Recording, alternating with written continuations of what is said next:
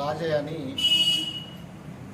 సాకల్ రాజం అని దాదాపు 7 సంవత్సరాల క్రితం నా దగ్గర లేబర్గా కూలీగా పనిచేసి హార్ట్ అటాక్తో చనిపోవడం జరిగింది. ఇక వారు అప్పుడు చనిపోయిన తర్వాత వాళ్ళ బతుకు తెరువు కోసం పోయి మంచిర్యాల వేరే దుకాణాలలో పాపం వాళ్ళ భార్య లక్ష్మి షాపులలో పని చేసుకుంటూ ఒక బిడ్డ కొడుకు వాళ్ళను సాదుకుంటూ బతికింది.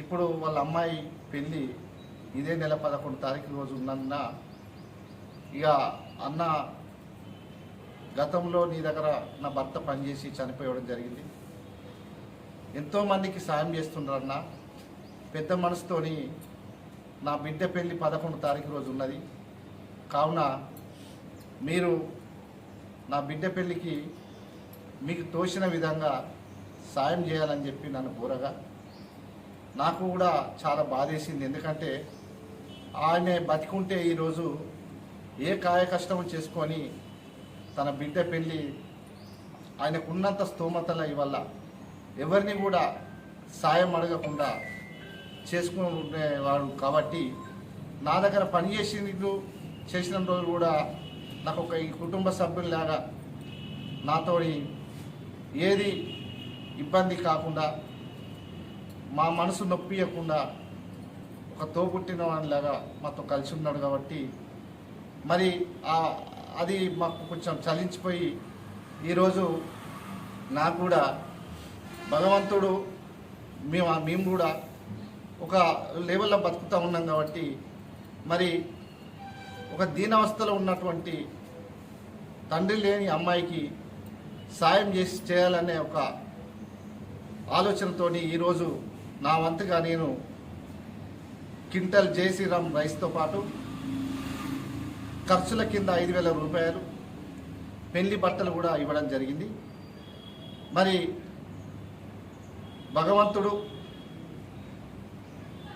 తండ్రి చనిపోయిన తర్వాత 2 పిల్లలను ఆ దుకాణాలలో అక్కడో ఇక్కడో కష్టం చేసి సాది పెద్ద చేసి ఈరోజు పెళ్లి చేస్తున్న పాపకు ఆ తల్లి చనిపోయిన తండ్రి ఆశీస్సులు ఉండాలి, మా ఆశీస్సులు కూడా ఉంటాయి. దేవుడు చల్లగా వారి కొత్తగా చేసుకునే భర్తతో పాటు ఆమె కూడా నిన్ను 100 ఏళ్ళు ఆయురారోగ్యాలతో పాటు సుఖ సంతోషాలతో వర్ధిల్లాలని చెప్పి ఆ భగవంతుని వేడుకుంటూ సెలవు తీసుకుంటున్నాను.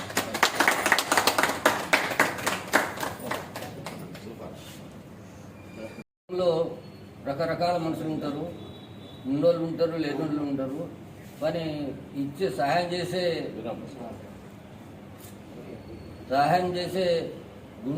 హృదయాన్ని చాలా తక్కువ మందికి ఉంటుంది.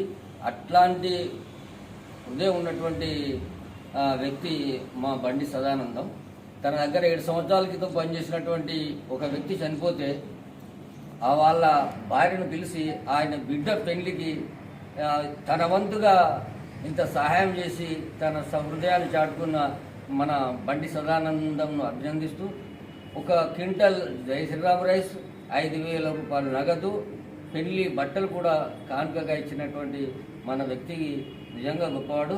ఇట్లాంటి ఇన్స్పైర్గా పొంది సమాజంలో ప్రతి వాళ్ళు మన వంతుగా ఏదన్నా పేదవాళ్ళకి సాయం చేయాలనేటువంటి సామాజిక దృక్పథాన్ని పెంచుకోవాలని కాంక్షిస్తున్నాం. Thank you.